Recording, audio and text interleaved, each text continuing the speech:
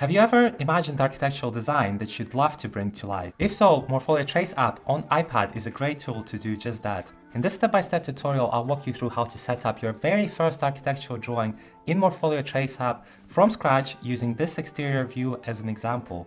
We'll cover all the basics that you need to know to get into Morpholio Trace app so that hopefully by the end of this video you can start drawing on iPad with confidence. So once you're in Morpholio Trace app, you want to click on this little sign over here to create a new file. For the purposes of this project, we'll start with a simple blank file. Open the tab, we're going to select a pen tool with the size of about 6 points. So I'm going to proceed and create a very simple sketch of the building, a kind of outline of the basic shapes that I want to see. And for this demonstration, I'm going to hide the menus by tapping 4 fingers to have a clear view of the page. So I'm going to start with the first volume at the back.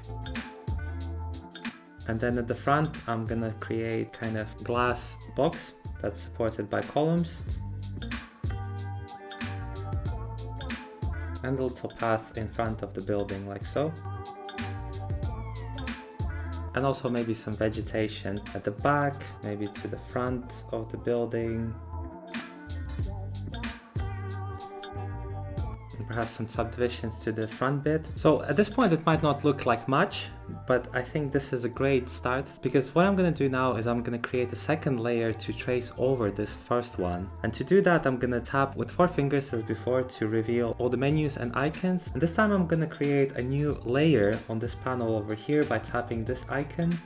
It's going to create a new layer on top, and it almost acts as a tracing paper that we can control the opacity of which, like so. So I typically like to keep it at about 3/4 because it still shows a little bit of drawing underneath. And I might revert to a thinner pen size and start watching the perspective and the proportions. So at this point I want to add a bit more details to this and convey an illusion of perspective. At this stage I want to be a bit more accurate with my kind of parameters of the building. So like the subdivisions, for example, can be sketched out a bit more accurately. I can introduce, because it's a glass volume, I can introduce the depth by projecting these fins and ribs that support it to the back. I can also, by projecting these ribs kind of to the underside of this volume, sort of figure out where those columns are going to be and project them down. For this rear volume, I probably want to have that opening aligned with the glass box and have a depth to it as well. And then also plot in the rear volume kind of relationship to the building like so. So it's kind of at the back here, covering the building just behind the colonnade. And I might have a reveal at the back. I might also start putting the subdivisions on this side panel here. I might actually undo some of these lines because I realized that the proportions are a bit off, and sort of start again. And I probably really want to have a little bit more landscape features in front. So this planter, for example, and then the path just right in front of the building that goes kind of towards the side of the page. And over here, I guess I might add a tree, kind of notionally, and then some shrubs.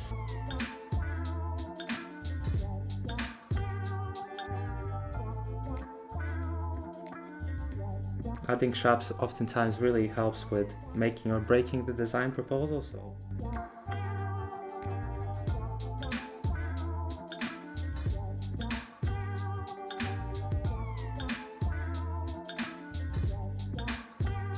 Okay, so this is my sketch, and because the composition is slightly off, what I can do as well, by selecting this tool here and then pressing rectangle, I can select the whole of it and then just simply drag to the side. Now at this point I can also create yet another layer on top the same way as before, increase the opacity to about 3/4. This time I'm going to start setting the perspective grid because I do want to make sure that the drawing is set up correctly, and for that I'm going to be using this tool right over here, and it will bring up this grid. If you don't see the grid, just go out and you can go into perspective settings and just make sure that you have the grid turned on, otherwise you're not going to see these blue assist lines. And then by dragging these points can roughly work out where they should be. And just like before, I'm just going to start tracing over this, starting with the side fin, because my perspective is inevitably not going to be super accurate. Not shy away from crossing the lines, so I'm going to be intentionally extending the lines just to account for the fact that I didn't set up my sketch perspective correctly, which is totally okay, by the way. You can see here I'm just building that volume that was previously unseen before I'm then going to sketch out this glass box on a separate layer in a second.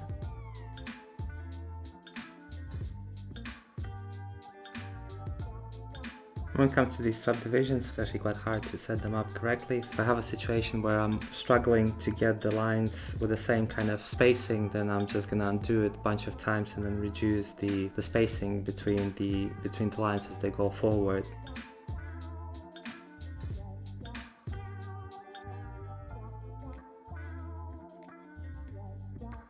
I can now proceed and create a new layer just as before. I'm going to keep the opacity to about 50% this time because I want to see the background sketching this volume.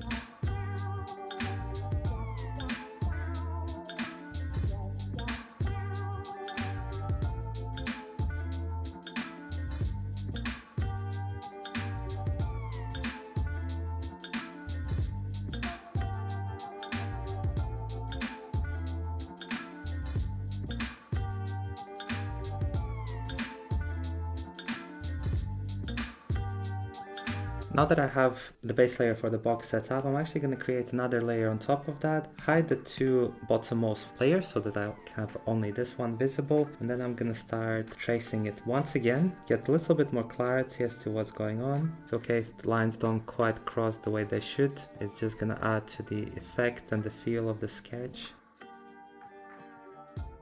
Again, as before, I think these subdivisions are not quite working for me, so what I'm going to do is I'm actually going to push this division from how it was before, shrink it down, then do the same with the bottom one and then the very bottommost. Hopefully it's going to begin to equalize a little bit more. I'm also going to increase the thickness of these columns.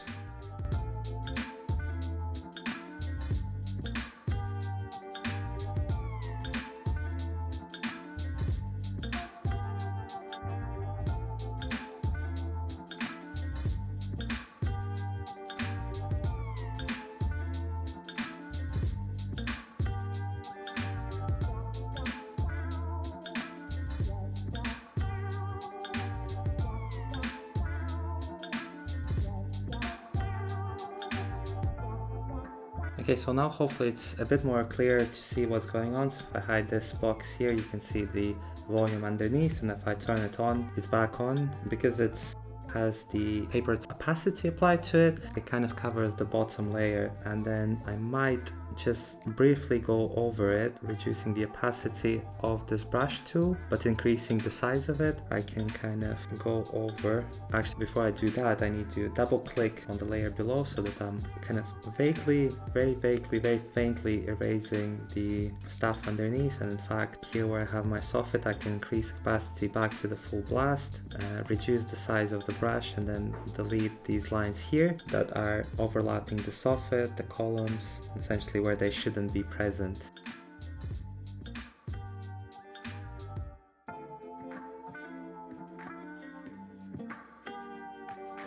I'm also going to add some glass subdivisions to this glass lobby, depth to this reveal, window frame, and then perhaps some kind of frame around the reveal itself. Okay, so now I'm gonna proceed and add the trees and the vegetation on by turning on the previous layer, and then on my top layer I'm gonna start tracing this vegetation.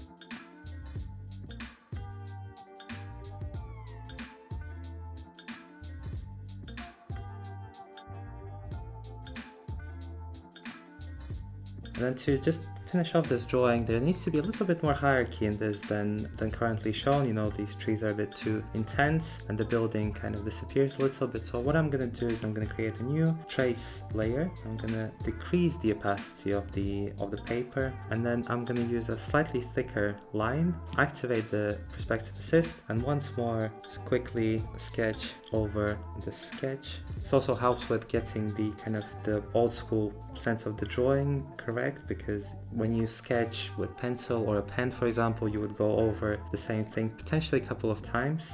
So this is really cool in Morpholio Trace App that you can replicate the same kind of sense and feel of it. I could push this further, but I think for the purposes of what we're trying to do in this case, it's sufficient. Might just, if I go back to the original layer, add a bit more timber on kind of the inside-y bit, a continuation of that surface, and then perhaps the very last thing I might just add a very subtle possibly on a new layer, reduce the drawing opacity and then push it by holding it down, push it all the way to the bottom, and then using this little tool over here, which is the roller brush. I have to remember to double tap on that bottom layer so that the Procreate app understands where I want to draw, and then using the roller brush tool, just apply that very subtle shadow. In fact, I might choose the black because the gray is not very visible at all. And going back to that top layer, just to have a hint of the glass, I might turn to this brush layer, turn it to white, and then kind of gently going over the window, have this very subtle effect that there's a glass in front. If you like this video, then I'm gonna link up a couple more videos over here and over here that cover more tools and techniques in Morpholio Trace app. This video over here is on the most common tools and features within Morpholio Trace app, whilst this video over here is actually a step-by-step tutorial on how to create Illustrator-like diagrams within Morpholio Trace app without spending a ton of time on it. Check out one of those videos if you want to learn more about Morpholio Trace app. Until the next time, bye bye.